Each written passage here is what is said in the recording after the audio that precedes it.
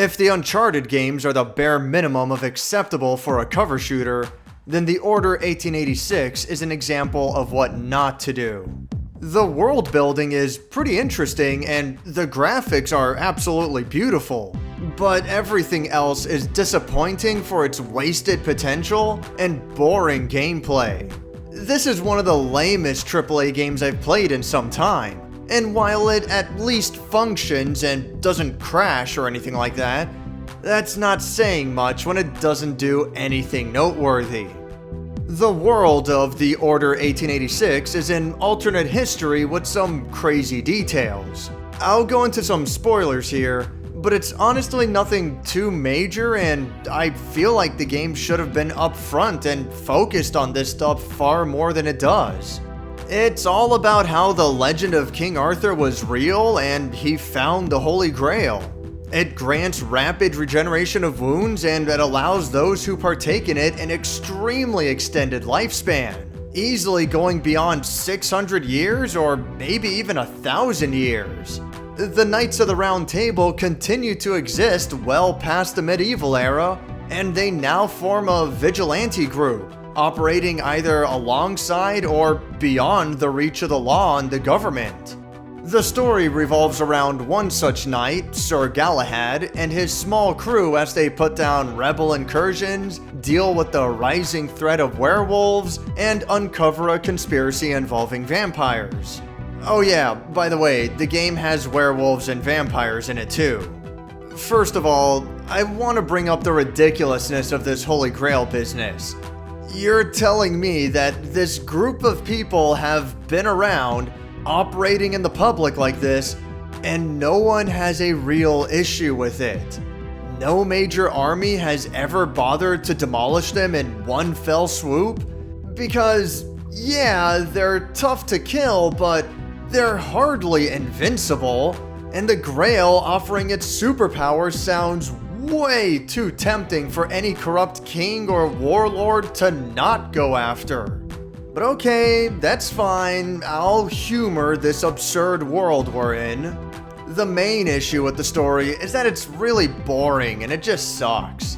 You have this awesome setting where Nikola Tesla is inventing wacky guns, and there's a bunch of werewolves to kill in Victorian London, but the vast majority of the game is spent fighting other humans who are part of a nondescript rebel faction while using bland and basic guns. Much of the story is about political intrigue and betrayal from behind the scenes, which I'm not against at all, but it takes too long to get to the point. It's obvious where the story is going early on, but the game drags its feet and acts like the eventual plot twist is some major revelation. For such a fantastical setting, the plot is surprisingly simple, but somehow also overly pretentious, and it takes its time the whole way through. The ending is also extremely stupid and closes the game in such an unimpactful way. Some of the dialogue and banter between characters is okay, but that's about it. Similar to the Uncharted games, there's a big focus on the story, and if that falters, then the whole thing falls apart. I do want to give a quick mention to the graphics. I think the game looks remarkably nice for the PlayStation 4. It doesn't quite match some of Capcom's best games on their RE engine, but it is up there for sure. It's a little bit weaker as far as some of the animation stuff goes, but I can forgive them a little bit for that. What's not so forgivable is the forced letterbox. It really feels like you're playing through a pinhole throughout the entire game. Maybe this was a concession to keep the frame rate optimal or something like that, but I'd say it looks bad and it does nothing to help with the cinematic experience, which is definitely a big part of what they were banking on. The Order 1886 takes the whole cinematic experience nonsense so far that it manages to feel less like an original property and more like a movie tie-in game, but for a movie that doesn't even exist. There's almost no exploration whatsoever, and you're pushed along from one set piece to the next with cutscenes, walk and talk, and pointless climbing to break up the action. Now, I'm not against a linear experience at all, but the gameplay moments are far too weak. The controls are good enough to at least be serviceable, but they do feel clunky. Sir Galahad is very stiff and about as flexible as a boulder. You get used to it in time, and it's not too much of a problem because the game isn't designed around moving fast anyway, but that's not much of a compliment. The game also makes Sir Galahad look as big as a boulder too. The camera is zoomed in so close that his huge body takes up over a quarter of the screen real estate. It's very obnoxious and actually becomes an issue when you're hiding behind cover, as it can be hard to see the lay of the land. You end up having to put yourself in the line of fire just to see what's going on. And it doesn't help that the screen shaking is really excessive when you're under suppressive fire.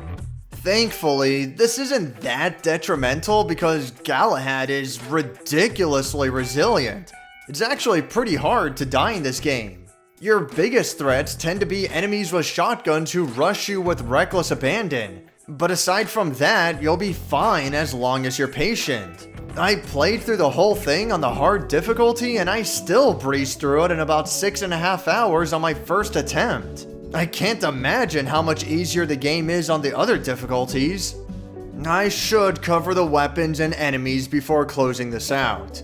Like I said before, the majority of the game uses basic firearms, but there are a couple of pretty creative guns in there.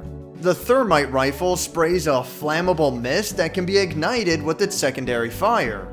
A bit of an extra step, but it is really cool. The Arc Rifle is a lightning gun that needs to be charged up, and the grenade launcher is always a fun time. Unfortunately, these power weapons are very rare, and the player is often forced to use conventional weaponry. I don't get it. They have some actually cool guns, and then they lock them away for most of the game. But even more ridiculous are the way that the supernatural enemies are dealt with. It honestly sounds like a joke when I try to explain it. You only fight werewolves in these little maze-like buildings, and they rush at you with quick hit-and-run attacks. You press the X button with the right timing to easily dodge them when they get close, and then you chip away with your machine gun until they eventually die. The whole thing makes no sense. Like, what's the point of these areas being laid out like this when you're better off sitting in a corner with a good line of sight? Then you have what can be described as, for lack of a better term, as the game's boss fights. There are only 2 of these battles against elder werewolves, but it's just a weird QuickTime event disguised as a fancy melee fight. You don't control your movement, you just quote-unquote dodge in the direction the game tells you to, and then you swing your big knife and rinse and repeat until you're done. It really is unbelievable that in a world with supernatural elements, you end up fighting normal humans with regular guns the majority of the time, but when you do fight werewolves, they somehow manage to make it even dumber. Seriously, it gets to a point where it's actually kind of impressive how stupid this game is. It's like they made it bad on purpose. There's not much else to say. I suppose I should mention the QuickTime events. There are definitely too many, but at least it's not as bad as Ninja Blade, and it's reasonably inoffensive. What's more offensive are the Uncharted-style climbing segments, but thankfully, they don't take that too far either. There's also a couple of stealth sections which are lame and unnecessary, but again, they're hardly a big deal when you take into account the bigger picture that makes up the foundation of the game. Simply put, The Order 1886 is a bad third-person cover shooter with an interesting arsenal and an interesting setting, but it fails to do anything interesting at all. It's a game where the setup is there, but the execution is completely dropped. For as beautiful as this game is, it's still very boring, and while the voice acting and other aspects of the presentation aren't half bad, the story is far too poor for it to mean anything. Like, it's not all bad, and at the very least, the game runs well enough, or whatever that's worth. But the few positives here are vastly outweighed by all the negatives.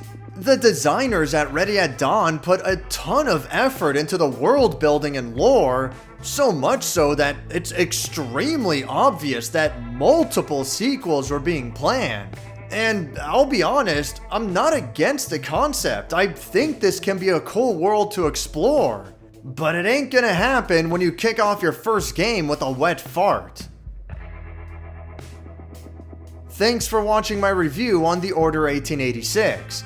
And thanks again to Recommended Playing for loaning me this one too. I think I'm kinda done with accepting these sorts of donations. I'd like to look forward to good games if that's possible.